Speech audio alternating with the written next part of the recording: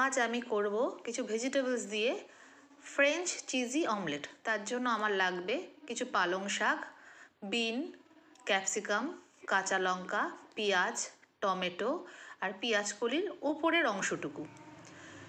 আমি আর কিছু লাগবে হচ্ছে দুধ, মাখন, ডিম, গোলমরিচ, নুন, চিজ। আমি এই সবজিগুলো একদম কুচি কুচি করে কেটে নিয়েছি। তারপর আমি সবজিগুলোকে ভালো করে কেটে ধুয়ে নিয়ে আমি একটুখানি মাখন দিয়ে তাওয়ার মধ্যে হালকা করে একদম সতে করে নিয়েছি, একদম হালকা মজিয়েছি, ভালো করে কিন্তু ফুল ফ্রাই করিনি। তারপর এইগুলো একটা আলাদা করে পাত্রের মধ্যে আমি তুলে রেখেছি। তারপর ওই পাত্রের মধ্যে আমি 1 চামচ ময়দা, পরিমাণ মতো নুন, ধনেপাতা কুচি, 3খানা ডিম ভেঙে ওর মধ্যে দিয়েছি, আর একদম সামান্য দিয়েছি চিলি ফ্লেক্স। আমার বাচ্চা খাবে বলে আমি চিলি ফ্লেক্সটা সামান্য দিয়েছি, কারণ আমি এর মধ্যে একটু লঙ্কা কুচিও দিয়েছি। তারপর এর মধ্যে আমি দুধটা দিয়ে একটু গোলমরিচ দিয়ে ভালো করে আমি মিশিয়ে নিয়েছি। এর মধ্যে আমি কিন্তু 3টে ডিমের মধ্যে কিন্তু আমি 1 চামচই ময়দা দিয়েছি, বেশি ময়দা কিন্তু আমি দিইনি। দিয়ে ভালো করে এই জিনিসগুলোকে একসাথে মিক্স করে নিয়েছি। মিক্সটা ভালোভাবে করবেন যাতে কোনো লাম্পস না থাকে।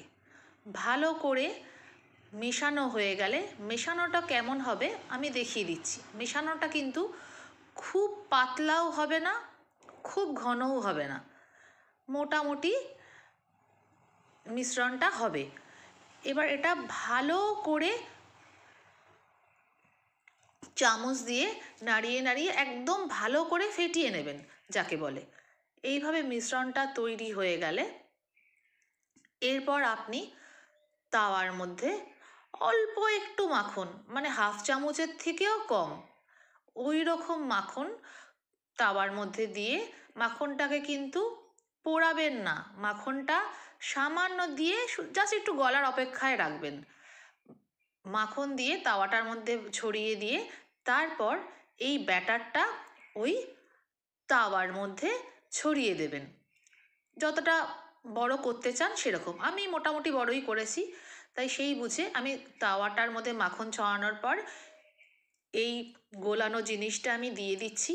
দিয়ে দেওয়ার পর যখন হয়ে আসবে, নিচটা যখন হয়ে আসবে, তখন আপনি একটা প্লেটের সাহায্যে, যেহেতু আমার ননস্টিক খুব তাড়াতাড়ি উঠে যাচ্ছে অল্প মাখন দেওয়া সত্ত্বেও, একটা প্লেটের মধ্যে ঢেলে দেবেন। ঢেলে দিয়ে যেরকম ফ্লিপ করে সেরকম থালাটা দিয়ে ফ্লিপ করে আবার উল্টো দিকটা তাওয়ার উপর রেখে দেবেন।